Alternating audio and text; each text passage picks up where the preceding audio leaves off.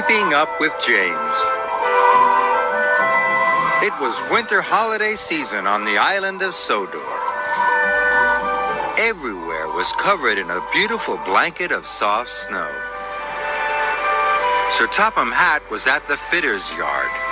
The engines were having their snowplows fitted. "We must get the island moving again," he boomed. "And when the lines are clear, I will need an engine to take the presents train to the holiday party at Knapford."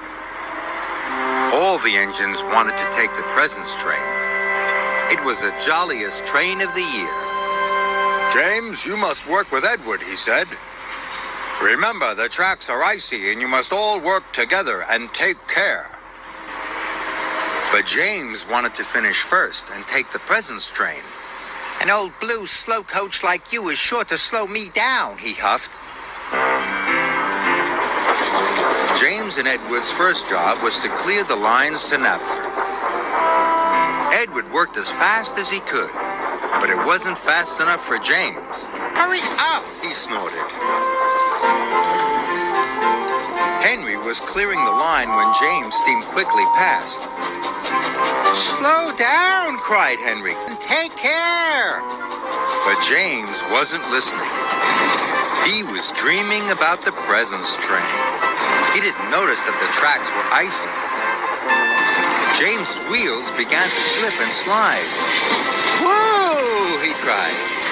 He was going faster and faster. "Yippee!" called James. He was starting to enjoy himself. He was sliding so fast that he slid all the way into Maithwaite Station. Later, James and Edward had to take some coal cars to the coaling plant. James waited for Edward. He listened to the choir and watched all the colorful decorations being put up. James wanted to take the presents train more than ever. Finally, Edward puffed in. "Trust a blue engine to be late," called James. "Sorry," gasped Edward. "I had to go slowly and take care." "Slow engines like you don't get to pull the presents train," snorted James. And they pulled away.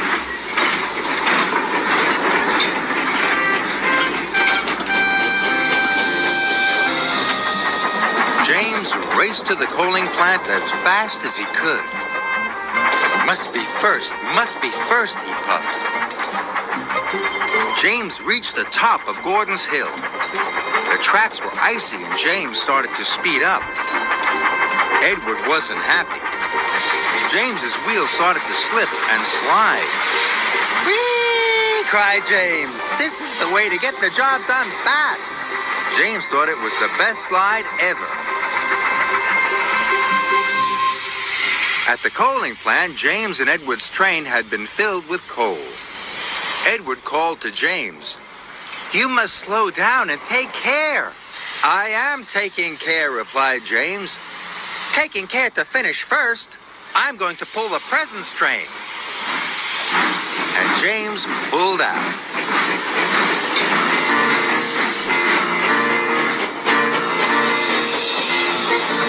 They headed for Brendam Docks.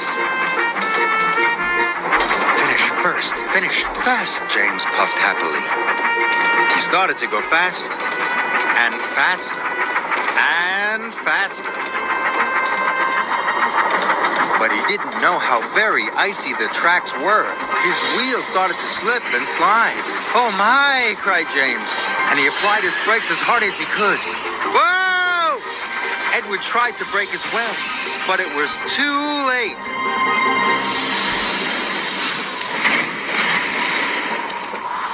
"Bust my buffers!" cried James.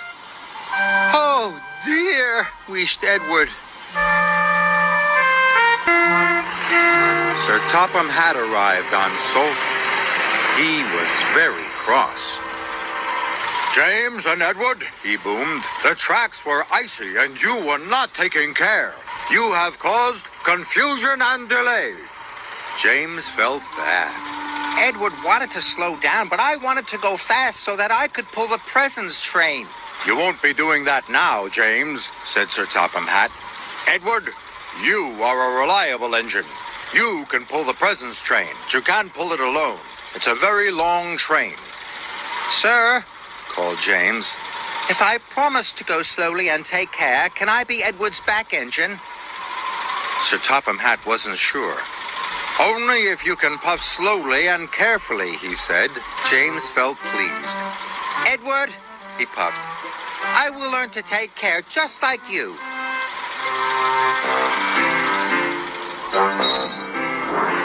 And so Edward pulled James back onto the tracks.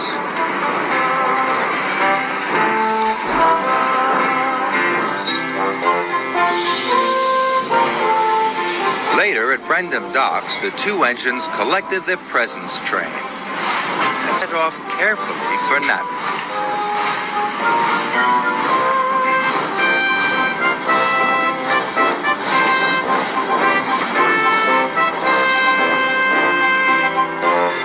Whenever they came to some icy track, Edward called out, Slow down. and now James slowed down.